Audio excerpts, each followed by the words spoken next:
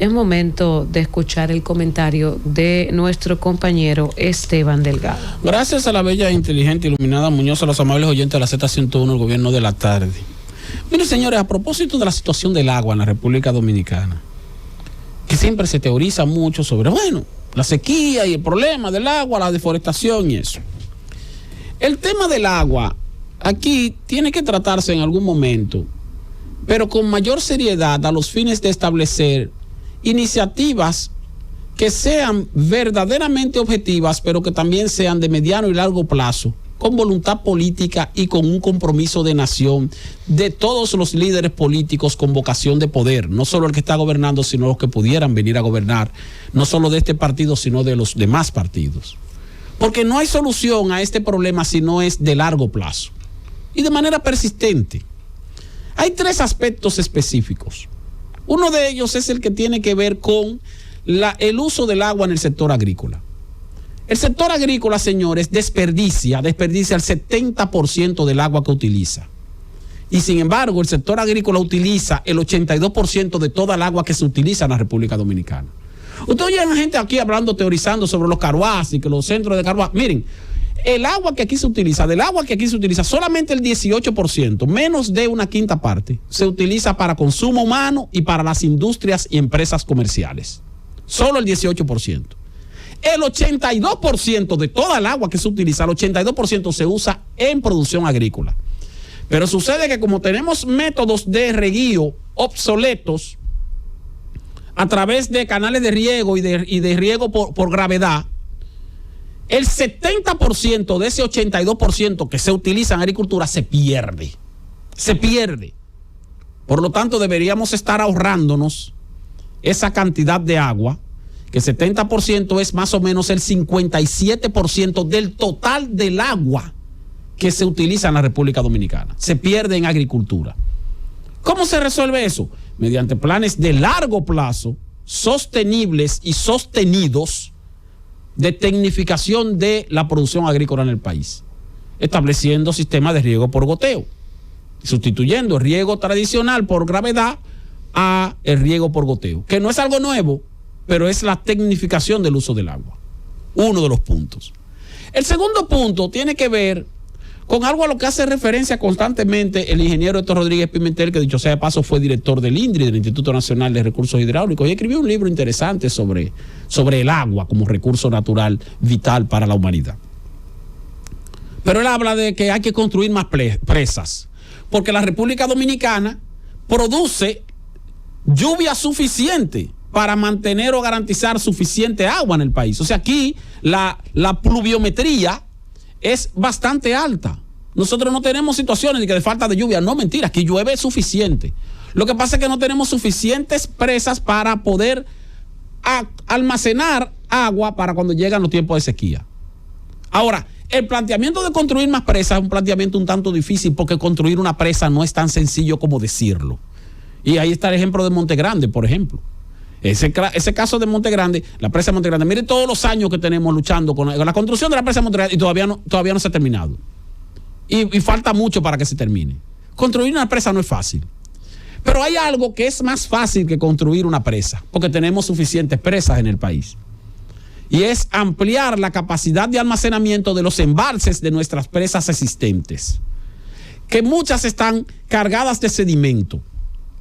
¿Sedimento por qué? Porque muchos de esos embalses tienen a su alrededor montañas que están deforestadas.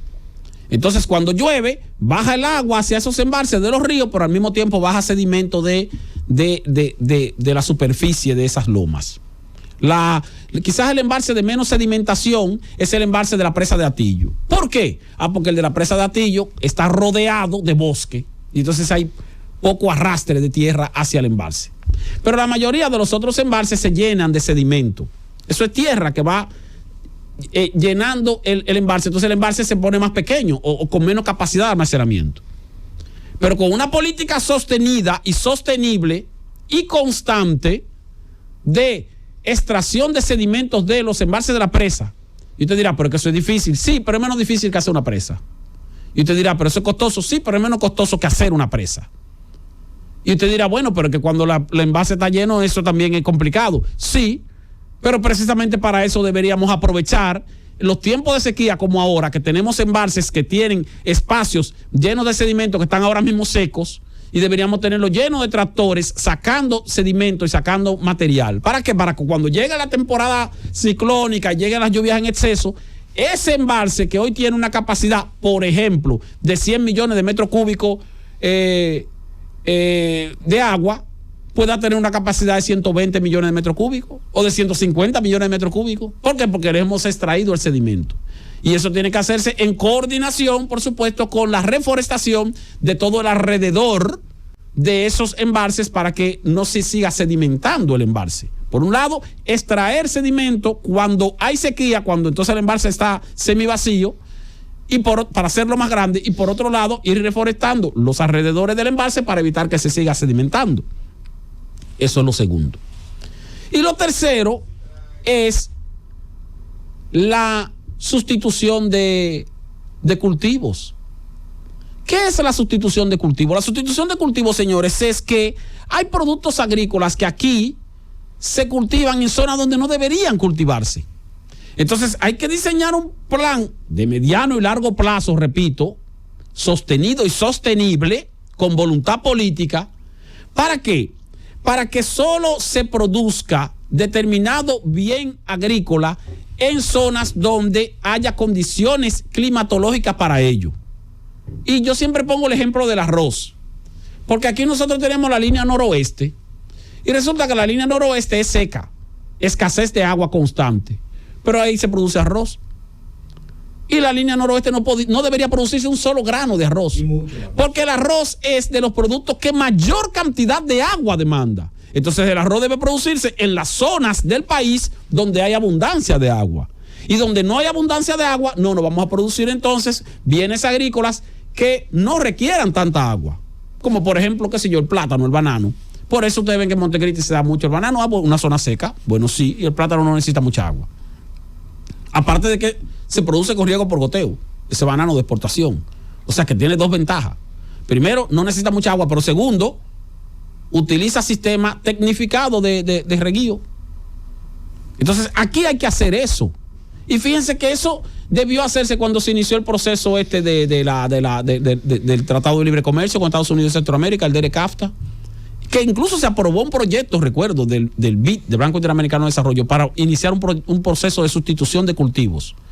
Pensando en el arroz, porque el arroz, como dentro de 20 años, que ya se cumple en el año que viene, iba a producirse un desmonte arancelario que iba a implicar competencia para los productores. Entonces había que entrenar a los productores para que se desarrollen y se sigan desarrollando, pero con mayor productividad y con menores costos de producción.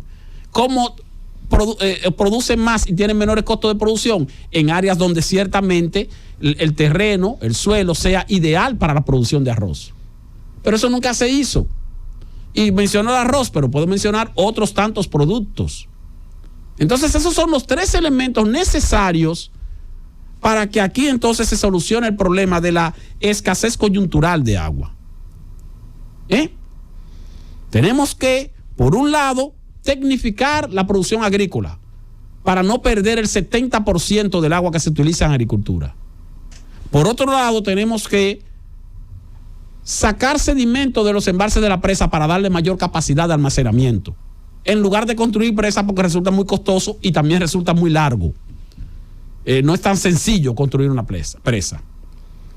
Y tercero, comenzar un plan real de sustitución de cultivos para que la producción agrícola se desarrolle con mayor efectividad, pero produciendo en cada zona del país lo que esa zona del país ofrece con mayor competitividad o con mayor eficacia y eficiencia para determinados bienes. O sea, aquí esta zona es árida, vamos a producir aquí productos que no necesiten mucha agua. Esta zona tiene mucha agua, vamos a producir aquí los productos que sí requieren mucha agua. Y así hacemos eficiente la producción agrícola. Esos tres elementos no se pueden lograr en una gestión gubernamental. Eso se tiene que lograr es con base en un plan de largo plazo, con voluntad política y con la intención real de nuestros gobernantes presentes y futuros a los fines de que se haga sin interrupción. Mientras lo que estemos haciendo es figureando en medio de comunicación y cada cierto tiempo, cada ciclo, bueno, hay sequía, vamos a tomar medidas a corto plazo para luego entonces cuando se acaba la sequía nos olvidamos la sequía y después otra vez la sequía otra vez el año que viene sin establecer planes de mediano y largo plazo, no estamos en nada. Francis.